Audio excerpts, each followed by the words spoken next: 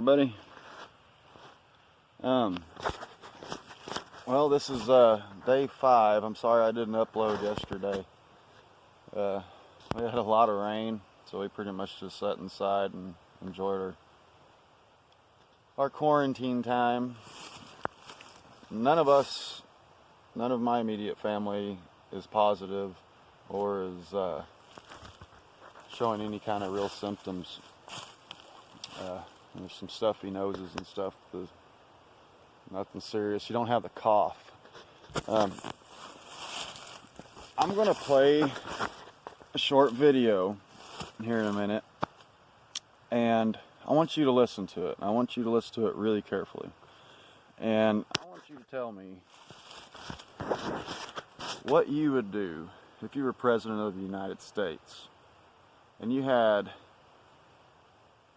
I don't know, several different countries, doctors, world leaders telling you, begging you, nurses in tears begging you to shut everything down before you end up like them.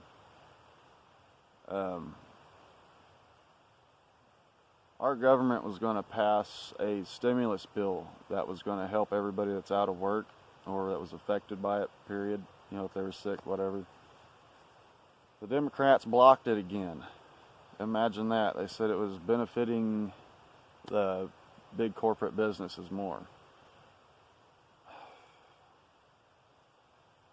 The bill stated that every single person household would get $1,200, $2,000 right off the bat or something like that, plus $500 a kid. Multiple, like married households, they got like $2,000 plus $500 a kid. If you can't live off of that, then you are living above your means. You need to drop your materialistic ways and find out what life is actually all about. I'm trying not to insult people or become extremely aggravated with people, but my sister is at this. She tested positive today, and we're watching her. They got her on 14-day quarantine unless the symptoms get worse, and that's what we're hoping doesn't happen here in the next 24 hours. If they're going to get worse, it's going to happen. I think they said within inside of 24 to 48 hours they'll get worse. If not, you're on a downhill slope and it'll eventually fade away. So, but it's still, in the meantime, you have got to stay away from everybody, because you're still carrying it and you're still passing it. When you pass it to one person, that one person passes it to 2, that one passes it to 4 and 8 and 16, and then so on and so on. And eventually, you've got like 100,000 people that are infected with this dang thing. People aren't understanding that this is the most infectious virus that we have seen on this planet since we've crawled out of the ocean. People aren't seeing that. They don't.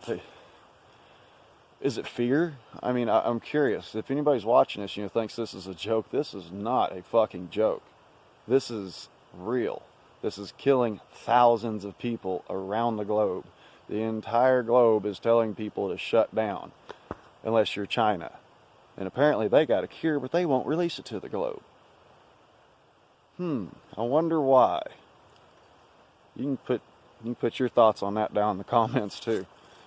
But I was just wanting to warn people.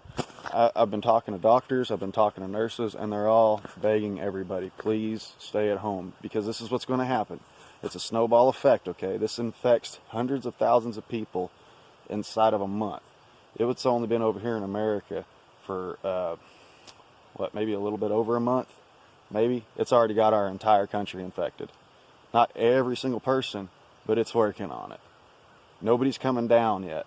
That big old peak that you see, on the statistics, that's got to come down. We got to bring it down. Bring down that thing. And the only way to do that right now, because there is no cure, is to keep your ass at home. Unless you are an essential part of society. We got to keep, let's say, just like one gas station and one Walmart open in every town. There's a Walmart in every damn town. They're the big corporate blah, blah, blah. I don't like them neither. I don't like my fucking government, to be honest with you. But this is not about me, my beliefs, my political point of views, and it's not about all of you. It's about the entire world.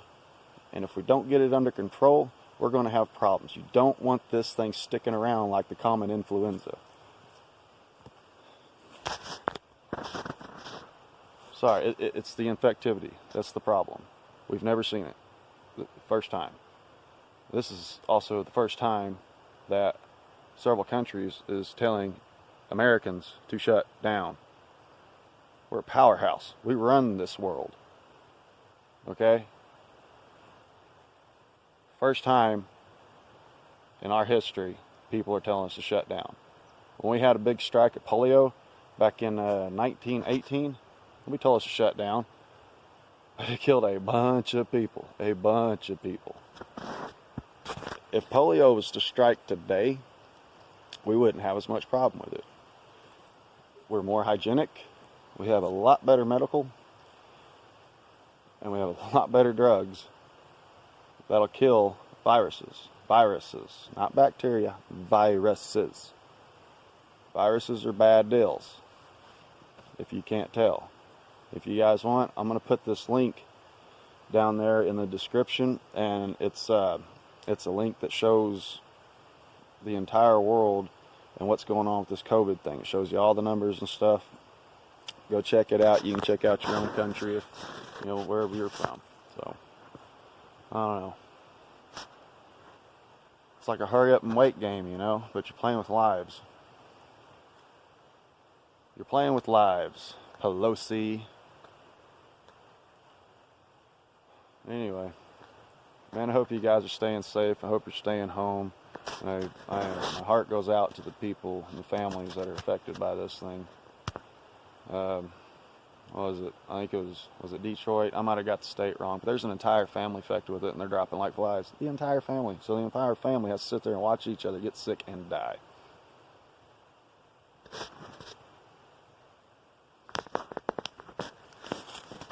Anyway, I'm going to play this clip.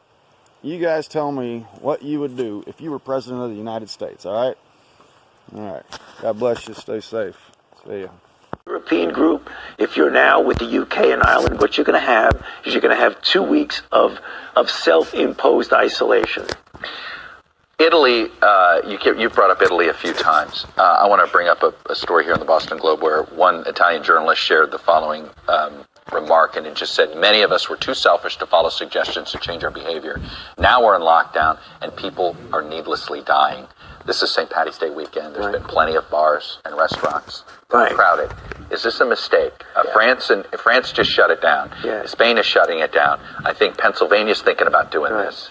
Should the country shut down bars and restaurants? Well, you know, that's an individual question. What the country should do is absolutely, and more so proportionately, in those areas that have community spread. But as a country... Well, what areas don't have community spread now, Dr. Patrick? You know, I mean, real obvious community spread. So the question is that you want to bring down and hunker down everywhere, even more so. I'm not saying the rest of the country's okay, don't worry about it. Everybody's got to get involved in distancing themselves socially. If you are in an area where there's clear community spread, you have to be much, much more intense about how you do that. That's where you get things like school closings. You don't want to close every school in the country, but there are areas. Why don't you? And I ask this because do you worry that if some places do a lockdown, but some don't? I think Indiana is one of every state that touches Indiana has closed schools, but Indiana hasn't, for instance. So are you risking something if not everybody is following the same guidelines? No, Chuck, you always want to be ahead of the curve. I mean, the golden rule that I say is that when you think you're doing too much, you're probably doing enough or not enough. Okay.